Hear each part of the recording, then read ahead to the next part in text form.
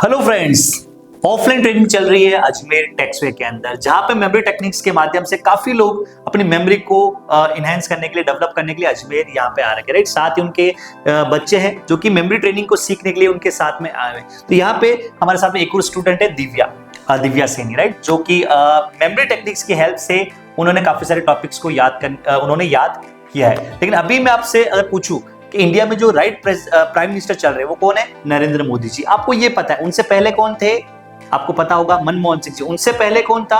आपको हो सकता है उनका नेम पता है, लेकिन अगर मैं आपसे पूछूं 11th नंबर पे कौन है, 8th नंबर पे कौन से, 2nd नंबर पे कौन से, आई थिंक आपको उसका आंसर नहीं पता। लेकिन मेमोरी टेक्निक्स के माध्यम से कैसे आप किसी भी पॉइंट वाले आंसर को फन वे में याद कर सकते हैं, तो एक बार मैं दिव्या से प्राइम मिनिस्टर के नेम को एक बार जानना चाहूंगा। साथ ही दिव्या ने ये किस तरीके से याद करा, पढ़ाई कैसे, ये टेक्निक्स के माध्यम से पढ़ाई एंजॉयबल लगी या नहीं लगी, बाद में इनका रिव्यू में मैं जानना चाहूंगा। राइट, तो दिव्या एक बार मुझे आप प्राइम मिनिस्टर के नेम एक एक करके मुझे बताएंगे। 1 जवाहरलाल नेहरू, 2 उसका गुलजारीलाल नंदा, 3 लाल बहादुर शास्त्री, 4 गुलजारीलाल नंदा, 5 इंदिरा गांधी, 6 मोरारजी देसाई, 7 का है याद करो चरण सिंह, बिल्कुल, बहुत बढ़िया। 8th का है इंदिरा गांधी, 9th का है राजीव गांधी और 10th का है वीपी सिंह। ठीक है, आगे और भी है। 11th का है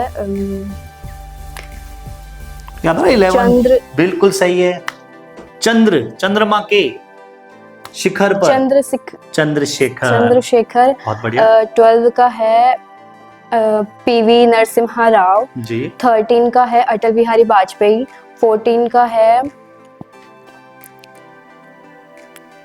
14 याद रहा, 14 का है एचटी देवगौड़ा, चलिए बहुत और बढ़िया। 15 का है इंद्र कुमार गुजराल, और 16 का है अटल बिहारी वाजपेयी, 17 का है मनमोहन सिंह एंड 18 का है नरेंद्र मोदी। चलिए बहुत बढ़िया। देखिए आपने बीच बीच में देखा होगा मैंने इनको एक हिंट दिया, और हिंट देने के साथ में ही वो चीजें इनके माइंड ने ऑटोमेटिकली इनको रिकॉल करके दे दी। दोस्तों, न्यूमोनिक्स का बेसिकली मतलब ये होता है कि चीजों को फन वे से याद करना, हिंट वे से याद करना।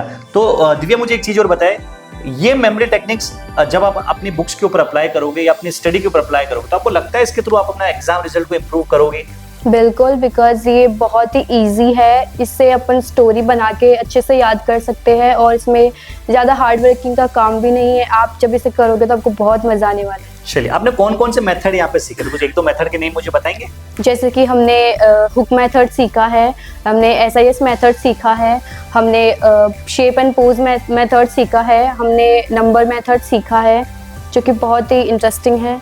चलिए, तो Divya best of luck. Apply कीजिए सेम चीजों को आप अपनी बुक्स के ऊपर अप्लाई करके और अपने रिजल्ट को इंप्रूव करने। तो बेस्ट ऑफ लक बेटा। Thank you.